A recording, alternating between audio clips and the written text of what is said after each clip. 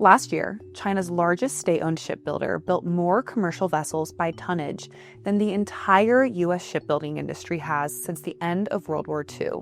Matthew, what are the risks of China's dominance? The risks associated with China's dominance in shipbuilding aren't just economic. There's also a national security component to it as well. Most of China's most productive shipyards are dual-use facilities, meaning on one hand, they're building commercial ships that ferry goods across the world, and on the other hand, they're building warships for the Chinese Navy. But the problem is that the companies buying those commercial vessels, they aren't all Chinese. Many of them are based all across the world, in countries that might surprise you, some of which are U.S. allies. And in that way, they're subsidizing the costs for China's ongoing naval modernization. What are the key challenges for the U.S., given our lack of capacity? The U.S. faces a similar challenge to a lot of different countries. There really aren't that many places in the world that produce these large ocean-going vessels. Outside of China, it's really just South Korea and Japan. But the challenge emerges as you start to think about potential contingencies that could occur in the future. For instance, a crisis that might interrupt maritime shipping. What would that mean for the U.S., especially if it doesn't have its own commercial fleet? But then maybe the biggest one is really when you think about a protracted conflict.